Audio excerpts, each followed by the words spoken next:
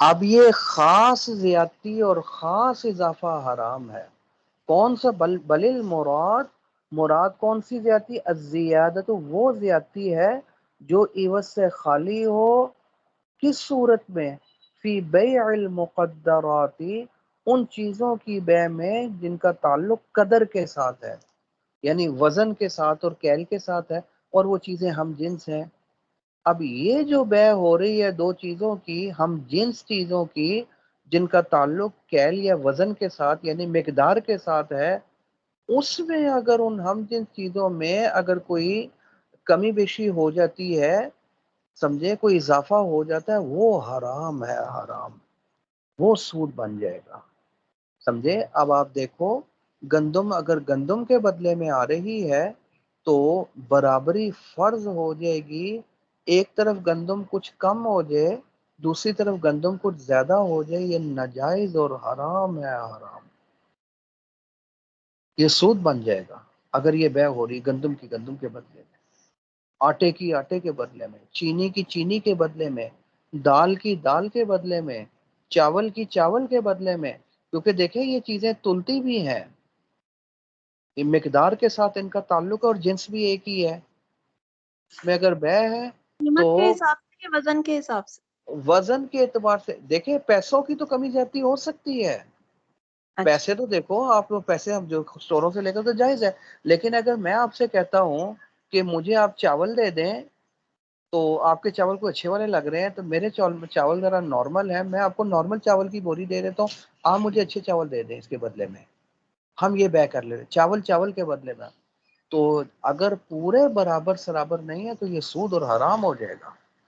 کھجور کھجور کے بدلے میں برابر سرابر حرام ہو جائے گا.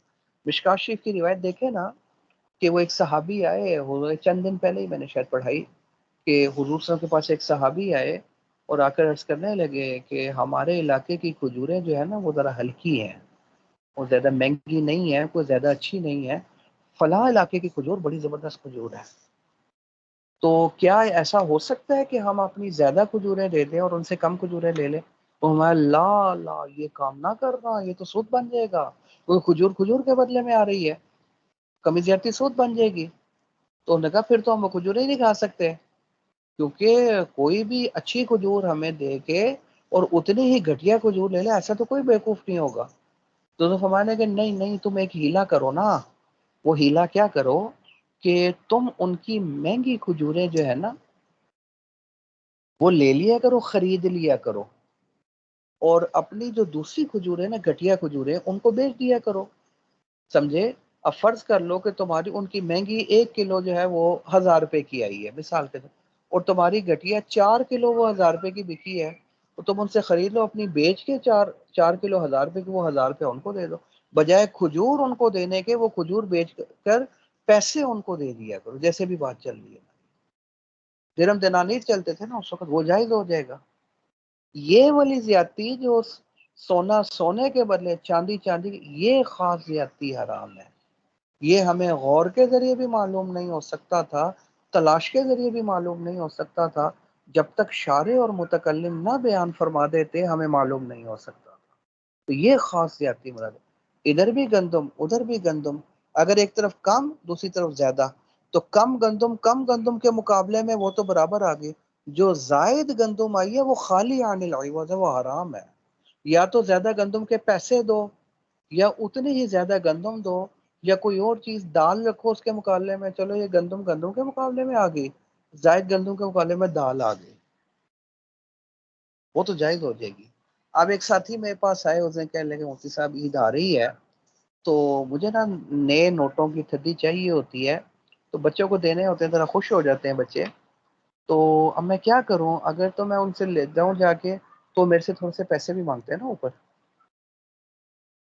اب فرض کر لو میں نئے نوٹ نکلواتا ہوں نا، ایک 10,000 روپے کی تھدی نکلوائی میں نے، وہ میرے سے 50 روپے 100 روپے اوپر بھی لیں گے. اب یہ 50 اور 100 روپے جو اوپر لے رہے ہیں تو سود ہے، کیونکہ 10,000 جو میں نے دیا، 10,000 کی انہوں نے مجھے وہ دے دیا، نئے نوٹ دے دیے، وہ تو برابر سرابر ہو گئے. اب یہ جو زیادتی آ رہی ہے 50 روپے کی، یہ خالی عن العوض ہے. یہ کس چیز کے مقابلے میں آ رہی ہے؟ کیونکہ دو ہم جنس چیزوں کے مقابلے میں برابری ضروری تھی. اور یہاں برابری ہے نہیں، ایک زیادتی اور اس کے عوض میں بھی کچھ نہیں آ رہا، خالی آنے لو، یہ سود بن جائے گی۔ وہ کہنے لگا وہ تو دیں گے ہی نہیں، پھر میں کیا کروں؟ میں کہا نہ لو پھر تم۔ اس کی دوسری صورت یہ ہو سکتی ہے کہ ان کو کہو کہ میرے سے یار تم ایسا کرو کہ جو 50 روپے لے رہے ہو نا، یہ میں آپ کو پین دے دیتا ہوں، میں بال پین دے دیتا ہوں آپ کو لا کے، کوئی آپ کو ٹافی کا پیکٹ لا کر دے دیتا ہوں، تاکہ وہ جو زائد 50 روپے آ رہا ہے وہ اس کے مقابلے میں آ جائے، تمہارا 10,000 کے مقابلے میں آ جائے۔ کوئی نہ کوئی ہیلا کر لو نا اس بندے کے ساتھ جو تمہیں دے رہا ہے، کہ بندے بھی ایسے کرتے ہیں نا۔ تو اس طرح نہیں تم کر سکتے کہ بغیر عوض کے اگر زیادتی لے کر، اور اسی طرح یا سونا سونے کے، چاندی چاندی، گندم گندم کے مقابلے میں، تو اس میں جو زیادتی آئے گی، ایک طرف زائد گندم آئے گی، اس کے مقابلے میں کوئی عوض نہیں آ رہا، اس کو بولتے ہیں خالی آنے لگا، وہ سود بن جائے گا۔ یا تو اس کے مقابلے میں آپ پین لے کر آ جاؤ، یا دال لے کر آ جاؤ، یا آٹا لے کر آ جاؤ، یا چاول لے کر آ جاؤ، یا پیسے لے کر آ جاؤ، پھر تو جائز ہو جائے گا۔ اس کیونکہ گندم گندم کے مقابلے میں برابری ضروری ہوگی، ایک طرف کم دوسری طرف زیادہ، وہ حرام ہو جائے گی۔ تو اس کے مقابلے میں کوئی گندم کا حصہ نہیں آیا، یا تو اس کے مقابلے میں کوئی دوسری جنس آ جائے، یا پیسے آ جائیں، یا گندم ہی آ جائے، تاکہ برابر صابر ہو جائے، ورنہ وہ جائز نہیں ہوگا۔ ہاں گندم اگر جو کے مقابلے میں آ رہی ہے، گندم اگر چاولوں کے مقابلے میں آ رہی ہے، وہ تو کمی زیادتی بھی ہو سکتی ہے، چاول کم لے لو گندم زیادہ دے دو، چاول کم لے لو کھجوریں زیادہ دے دو، تو جنس ایک نہیں ہے۔ حضور فرما رہے ہیں گندم گندم کے مقابلے میں، جو کے مقابلے میں، کھجور کھجور کے، سونا سونے کے بنے، برابری ضروری ہو جائے گی، کمی بیشی سود بن جائے گی۔ ہم جنس اگر بدل جائے پھر بھی، سونا چاندی کے بدلے میں چاندی زیادہ لے لو سونا کم، سونا زیادہ لے لو چاندی کم، وہ جائز ہو جائے گی۔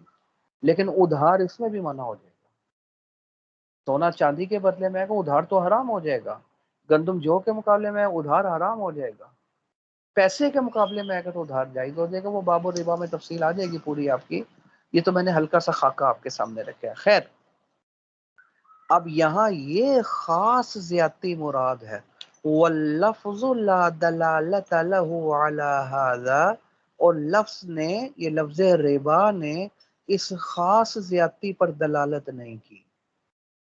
یا تو اللہ نے فرمایا ربا حرام، ربا کا معنی مطلق اضافہ حرام، اب وہ کون سا ارادہ اضافہ مراد ہے؟ وہ تلاش کے ذریعے، ربا کا معنی تلاش کرتے رہو جی، 1000 لغتیں اٹھا کر دیکھ لو، آپ کو نہیں سمجھ میں آئے گا کہ یہ والا معنی مراد ہے، لغت میں لکھا ہی نہیں ہوا۔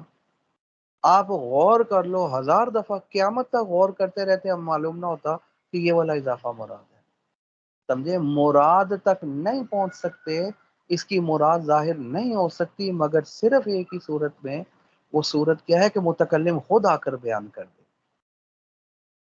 واللفظ لا فلا ينال المراد، اس کی مراد تک نہیں پہنچا جا سکتا اس لفظ سے، ربا کے لفظ سے مراد کیا ہے؟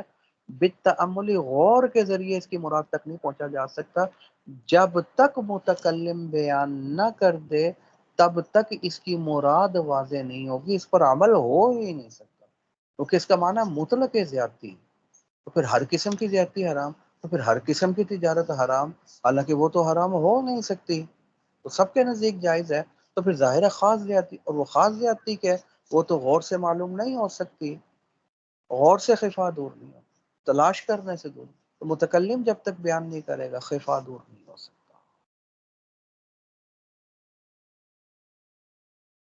سمجھ آ رہی ہے نہیں آ رہی؟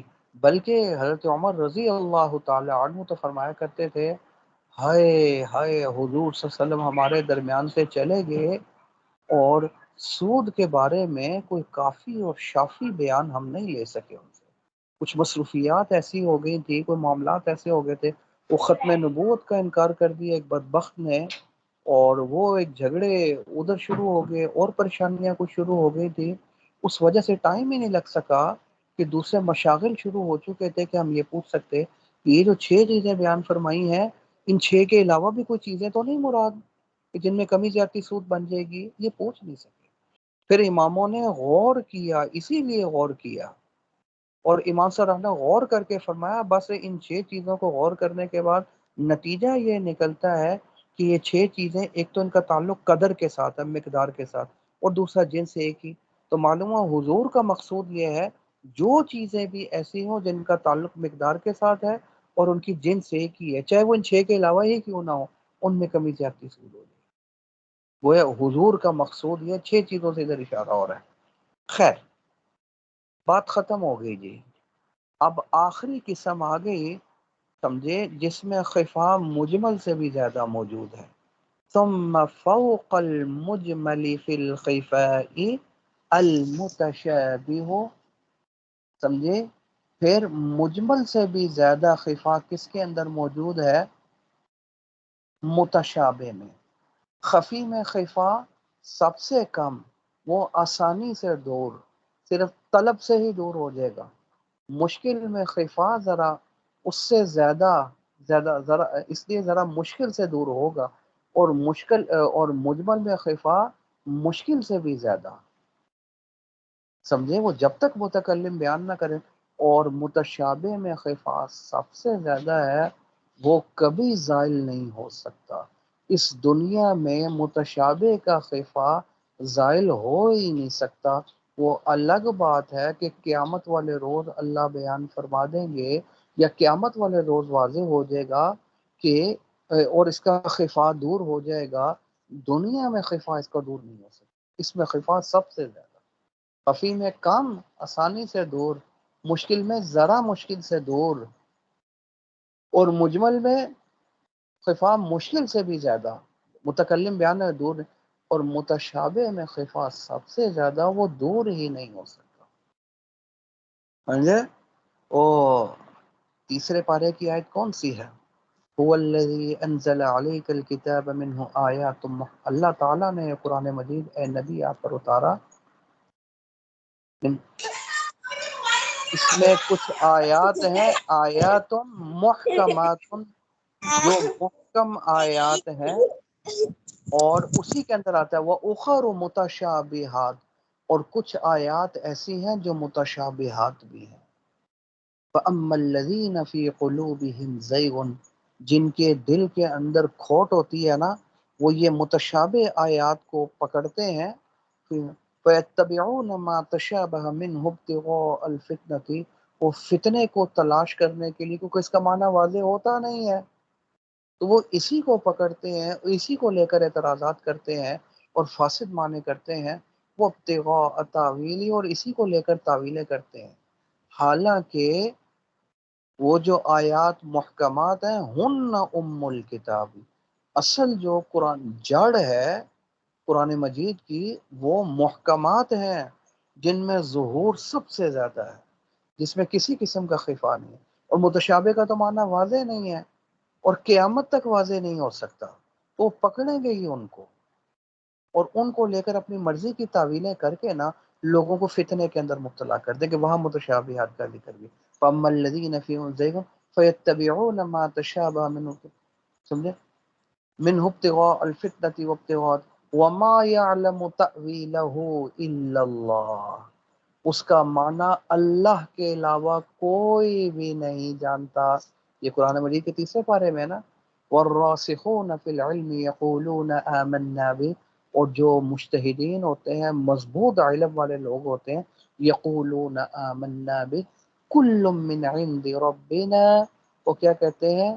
جو بھی اللہ کی مراد ہے ہم اس کے اوپر ایمان لے کر آتے ہیں، ہم اس کے اوپر اعتقاد رکھتے ہیں، اگرچہ اس کا معنی واضح نہیں ہو رہا، لیکن جو بھی معنی اللہ کو پتہ ہے ہم اس کا عقیدہ رکھتے ہیں، وہ معنی بالکل برحق ہے۔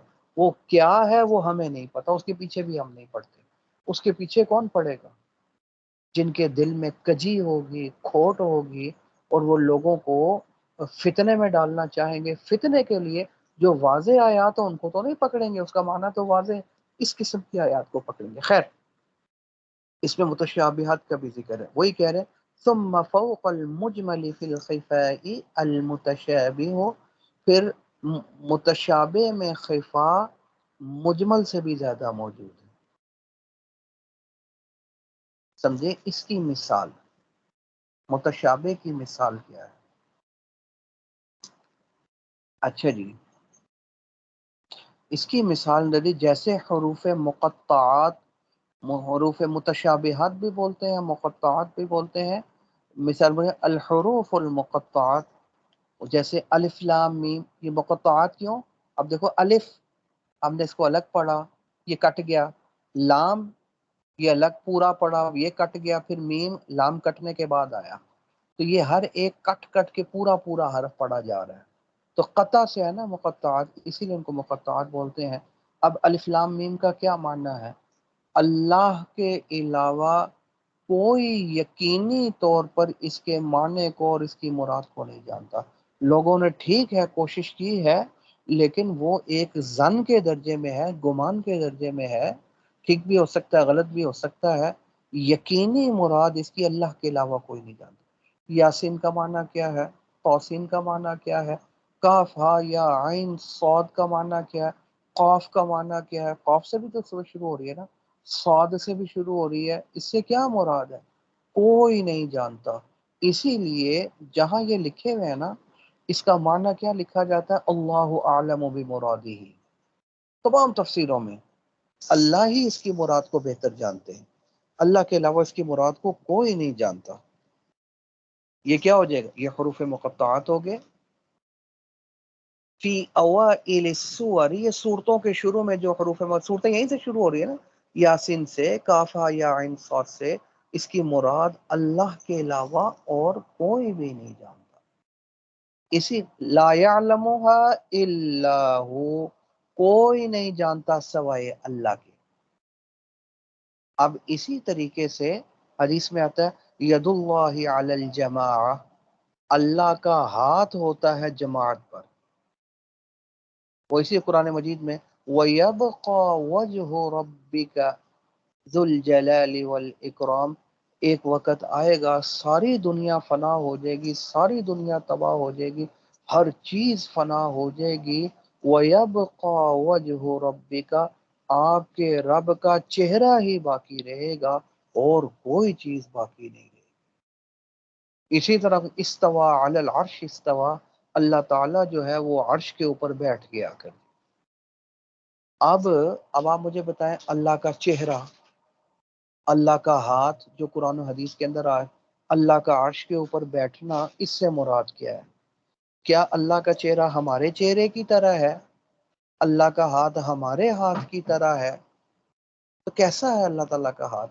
اللہ کا چہرہ کیسا ہے؟ اللہ کا جسم کیسے؟ اللہ کیسے بیٹھ گئے عرش کے اوپر؟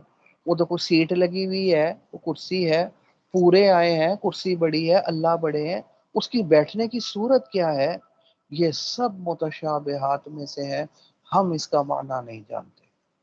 اس میں پھر وہ اسی لیے آپ نے دیکھا علماء نے تعویلیں کی ہیں، مجھے سب سے اچھی تعویل یہ لگتی ہے کہ اللہ کا ہاتھ، کوئی کہتا ہے اللہ کے ہاتھ سے مراد مجازی معنی ہے نا، اللہ کی مدد وہ جماعت کے ساتھ ہوتی ہے، ٹھیک ہے نا، تو اللہ کی نصرت اور مدد مراد ہے، اسی طرح وغیرہ وغیرہ تعویلیں کی، لیکن سب سے اچھا معنی یہ ہے کہ اللہ کا ہاتھ جیسا اس کے شایان شان، اور کیسا ہے وہ اللہ ہی جانتا ہے، وہ ہمیں نہیں پتا۔ اللہ کا چہرہ ہی باقی رہے گا، وہ کیسے؟ اللہ کا چہرہ کیسے؟ وہ ہمیں نہیں پتا، وہ جیسے اس کے شایان شان ہے، اللہ کا چہرہ جیسے اس کے شایان شان ہے وہ باقی رہے گا۔ اور اللہ بیٹھے عرش پر، کیسے؟ ہماری طرح بیٹھتے ہیں جیسے ہم کرسی پہ بیٹھتے ہیں؟ اللہ عرش پر بیٹھ گئے جیسے اللہ کے شایان شان، یہ ٹچ لگانا پڑے گا۔ خیر، متشابہ کا معنی واضح نہیں ہو سکتا، اس دنیا کے اندر یہ خفا دور ہو ہی نہیں سکتا، اس متشابہ پر عمل ہو ہی نہیں سکتا، تو عمل تو نہیں ہوگا، بلکہ اس میں صرف یہ اعتقاد ہوگا کہ جو بھی اس متشابہ سے اللہ تعالیٰ کی مراد ہے وہ برحق ہے، ہم اس کے اوپر ایمان لے کر آتے ہیں۔ اب فرشتے، اللہ نے فرمایا فرشتے ہیں، اور فرشتے کیسے ہیں ہمیں تو نہیں پتا کیسے ہیں، متشابہات میں سے ہیں، سمجھے، ہم اس کا عقیدہ رکھتے ہیں کہ وہ ہیں، وہ کیسے ہیں، سمجھے، وہ اللہ ہی کو پتا ہے، سمجھے، اس کا خفا دور نہیں ہو سکتا۔ لہذا ہم اعتقاد تو رکھتے ہیں، عقیدہ رکھتے ہیں کس بات کا؟ اللہ کا ہاتھ، اللہ کا چہرہ، اللہ کا وجود، فرشتے وغیرہ جتنی چیزیں ہیں، سمجھے، لیکن وہ کیسی ہیں اس کے بارے میں ہمیں نہیں پتا۔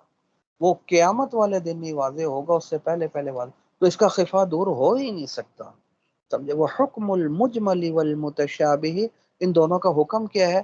اعتقاد حقیت المراد، اس کے اوپر عمل تو متشابہ ہو نہیں سکتا، بس اس کا حکم یہ ہے کہ جو بھی شارع اور متکلم اور اللہ کی مراد ہے اس کے اوپر ہم عقیدہ رکھتے ہیں کہ وہ برحق ہے، سمجھے؟ باقی اس پر عمل نہیں کر سکتے، کب تک؟ حتی یأتی البیان، جب تک کہ بیان نہ آ جائے تب تک اس کی مراد واضح نہیں ہوگی، اور جب تک بیان نہ آ جائے تب تک کیا عقیدہ رکھیں گے کہ جو بھی مراد ہے وہ برحق ہے، اور وہ کیا مراد ہے وہ تو متکلم بیان کریں گے تو معلوم ہوگا، سمجھے؟ مجمل کا بیان تو اس دنیا کے اندر ہی آ جائے گا، اور متشابہ کا بیان قیامت والے روز آئے گا، وہ اس دنیا کے اندر واضح نہیں ہوگا، کیونکہ بیان کرنا تھا وہی نے، اور وہی آتی ہے نبی پر، اور نبوت تو اب ختم ہو چکی ہے، اب تو وہ واضح ہو ہی نہیں سکتا، قیامت تک واضح نہیں ہو سکتا۔ میرے خیال میں کلیئر ہو گیا جی سمجھ آئی یا نہیں آئی؟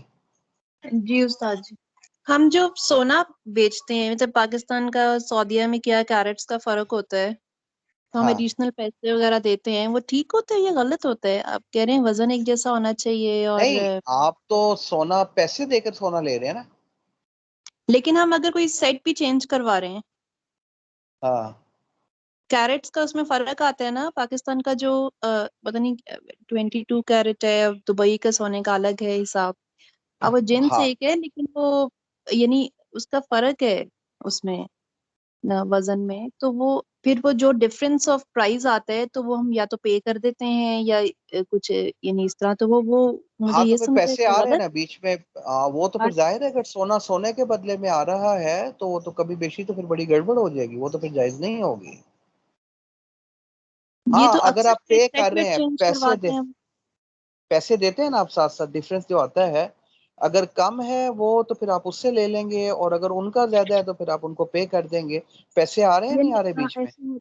جی آ رہے ہیں۔ تو پھر تو ظاہر ہے کہ زائد کے مقابلے میں پیسہ آ گیا نا، ورنہ اگر وہ سونا سونے کے بدلے میں آ رہا ہے، اور ساتھ ویسے اس کی صورت میں ان سے سنیاروں سے بھی پوچھ لیتا ہوں کہ کیا ہوتی ہے، کیونکہ ہمارے ہاں نا یہ بڑا عرف چل رہا ہے، تو ابھی تازہ صورت حال کیا ہے، تو جب تک اس کا معنی واضح نہیں ہوگا نا تو جواب دینا ذرا تھوڑا سا پکا دیکھیے جواب نہیں استاد آئے جی، گا۔ ایک جو ہم پاکستان میں ہی سیٹ چینج کرتے ہیں، چلیں وہ تو یہیں کا خریدا ہوا یہیں پہ کر دیا نا، اس کا تو وہ کوئی پرائس کا ڈفرینس آتا ہے تو ہم پیمنٹ کر دیتے ہیں، بٹ سم ٹائمز ہم سعودیہ سے لایا ہوا سونا جب یہاں بیچتے ہیں، یعنی سیٹ چینج کیا یا جس طرح تو اس میں کیرٹس کا ڈفرینس آتا ہے، اور پھر وہ اس کا ویٹ کرتے ہیں، اور پھر وہ اس میں ایک جو ڈفرینس آف پرائس آتا ہے پھر وہ ہم پے کر دیتے ہیں، یعنی یہ سارا طریقہ کار جو، اور نیا سیٹ لے لیا، چینج کر لیا پھر ڈیزائن وغیرہ، تو ہاں وہ تو دیکھیں نا، یہ وہ آپ سے وہ جو ڈفرینس آتا ہے اس کے مقابلے میں پیسے بھی تو آ رہے ہیں نا۔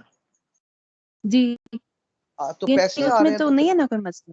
آنے نہیں، پھر اس میں کوئی مسئلہ نہیں ہوگا، لیکن میں ان سے پھر بھی ایک دفعہ پوچھ لوں گا کہ یہ اس کی پوری صورت کیا بنتی ہے، جیسے آپ بتا رہی ہیں پیسے آ رہے ہیں اس میں تو کوئی مسئلہ نہیں ہے، وہ تو ٹھیک ہو جائے گا، ہاں کیونکہ بیچ میں پیسے بھی پیمنٹ جا تو رہے ہمیں ہیں، وہ تو کرنی صرف ہوتی ہے، پرائس کا ڈفرینس آتا ہے۔ تو پرائس کا ڈفرینس آ رہا ہے تو پھر پیسے وہ دے دیتے ہیں نا آپ کو اس ڈفرینس کے بدلے میں، ورنہ یا تو وہ دے حدیث دیتے میں ہیں یا آتا ہم ہے، دے دیتے ہیں یا اکارڈنگلی آپ دے جیسے دیتے بھی۔ ہیں، ہاں بالکل، وہ تو بیچ میں پیسے انوالو ہو رہے ہیں پھر تو جائز ہو جائے گا۔ تو جیسے حدیث میں آتا ہے نا کہ جید کا اور گھٹیا کا بھی کوئی فرق نہیں ہے، اگر سونا سونے کے بدلے میں آ رہا ہے تو پھر برابری ہی ہونی چاہیے، سمجھے؟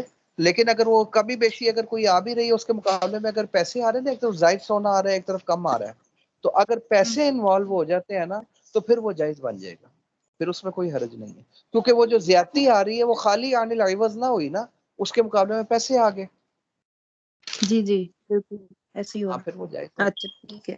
استاد صاحب اس اچھا میں ایک چلے، ڈاؤٹ تھا کہ ہاں ہاں کریں۔ جیسے وہ جو سونا جو آ رہا ہے دوسرا، تو وہ دونوں کی کوالٹی بھی تو ڈفرینٹ ہوگی نا، جیسے ایک کنٹری کا ہے ایک دوسرے کنٹری کا ہے، تو جو سعودی کا گولڈ اچھا ہوتا ہے اور دوسرے کنٹریز کا اتنا اچھا نہیں ہوتا، تو اس میں بھی فرق آ گیا نا جب آپ ایکسچینج کر رہے ہیں۔ یہی تو میں نے ابھی بات بتائی، میں نے کہا تھا جی کہ وہ حدیث آتی ہے جیدھا و ردیھا سواء، کہ یہ جو کوالٹی کا فرق آ رہا ہے نا، جید مادہ کوئی عمدہ ہے اور کوئی ردی ہے ذرا گھٹیا قسم کا سونا ہے، تو جید اور ردی یہ کوالٹی کا فرق جو ہے نا وہ شریعت کہتی ہے وہ کوئی فرق نہیں ہے، وہ ایک ہی طرح کا سونا شمار ہوگا. کوانٹٹی کا فرق، وہ جو مقدار میں کمی زیادتی ہوتی ہے نا وہ فرق جو ہے نا وہ پھر اس سے وہ چیز حرام بن جائے گی، مقدار والا فرق نہیں ہونا چاہیے. تو اس کی بس اس لیے اگر وہ ایک اعلیٰ والا ہے اور ایک ذرا تھوڑا سا ادنا قسم کا ہے تو کوالٹی اگر اعلیٰ بھی آ رہی ہے کوالٹی والے فرق کے باوجود برابری ضروری ہو جائے گی، کوانٹٹی کا فرق نہیں آنا چاہیے. جی استاد سمجھ آئی صحیح. یا نہیں آئی؟ جی جی اب استاد آپ صاحب. تھوڑا سا ہدایت الناف کی طرف تھوڑا سا پڑھ لیں تاکہ وہ چھٹی نہ ہو جائے اس کی. 1 منٹ.